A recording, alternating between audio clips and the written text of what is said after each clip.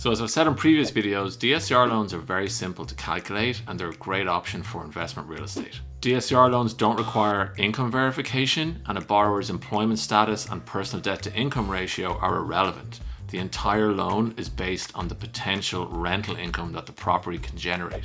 Today I'm going to show you how to calculate the DSCR ratio itself. So we're going to look at a high cash flow example, a break-even cash flow, and a low cash flow example. I did do an entire video breaking down the basics of a DSCR loan and how they work.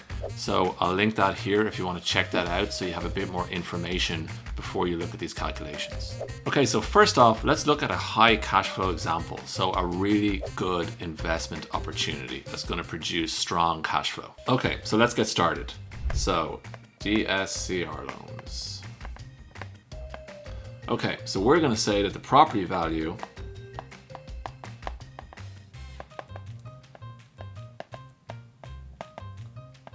is $250,000.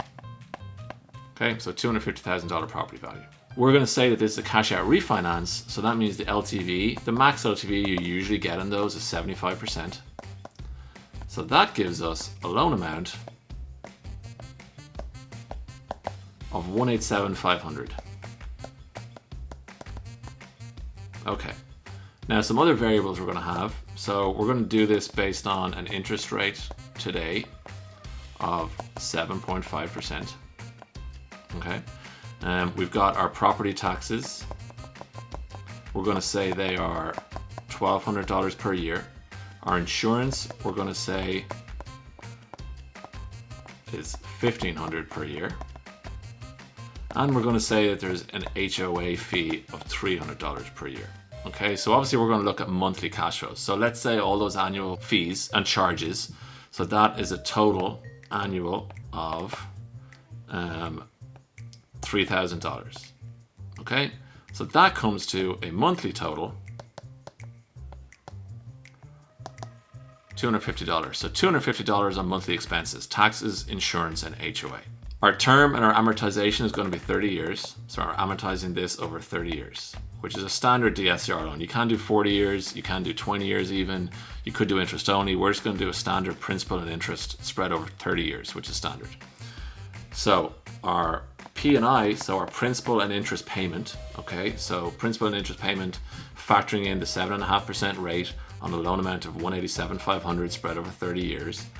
Our principal and interest payment is $1,311.03. Okay, then we're going to add in our monthly expenses. So our monthly expenses are $250. Okay, so that gives us a total payment which we call PITIA. So principal, interest, taxes, insurance, association fees. That gives us a total monthly payment of $1,561.03. So that's our monthly payment. Now in this example, the monthly rent that's being brought in is $2,000. So this investor can get $2,000 rent, either actual rent or market rent, whatever we're using for this example. So $2,000 monthly rent. So that means every month the borrower has positive cash flow of $438, roughly $438 and some change. And that is a DSCR 1.281. So 1.281. So as we've talked about before, the way to calculate this is it's the monthly rent divided by the expenses.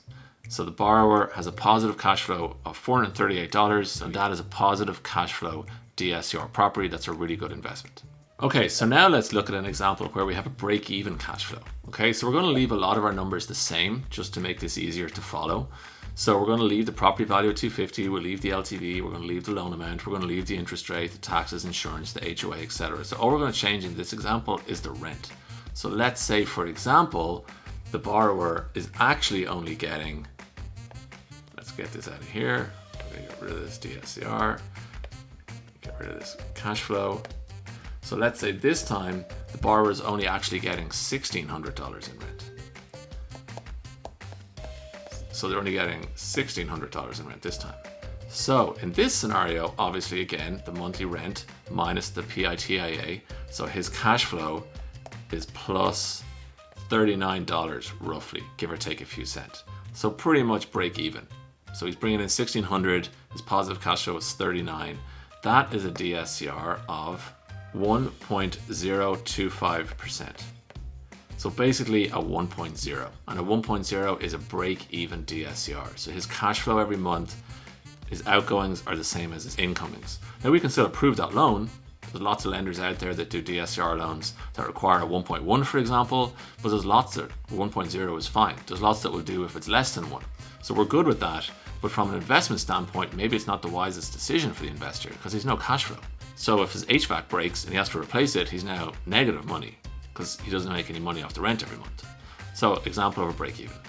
Okay, so that was a break-even cash flow. Now let's look at a cash flow example that's underwater. So it's maybe not the best investment opportunity. Like I said, we could still actually get the loan done using a lender that allows a DSCR under 1, but from an investment standpoint, you really don't want a property that has negative cash flow. So let's look at an example for that. So this time, let's actually leave the rent where it is. Let's leave the rent at $1,600, okay? But now we're going to say perhaps his taxes are higher. Maybe he lives in a higher tax place. We're also going to say that his HOA fees are higher. Okay, we're going to say his HOA fees are much higher. Maybe it's a condo. Maybe that's what this investor has, is a condo. So let's get rid of these numbers here. Okay, so this time we're going to say his taxes annually are actually $2,400. Okay, and we're going to say his HOA fees are $3,000. Okay, so now his total annual fees are $6,900. Okay, and monthly his expenses are going to be $575. Okay, so he's paying $575 in monthly expenses for taxes, insurance, and HOA fees now, but his rent is still the same at the $1,600. So now his PIA, his total payment, because this is all different as well.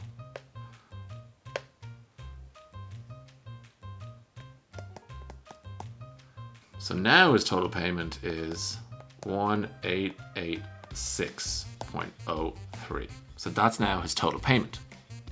But his monthly rent is only $1,600. So he is negative cash flow, $286.03. So he has a DSCR of 0.848%.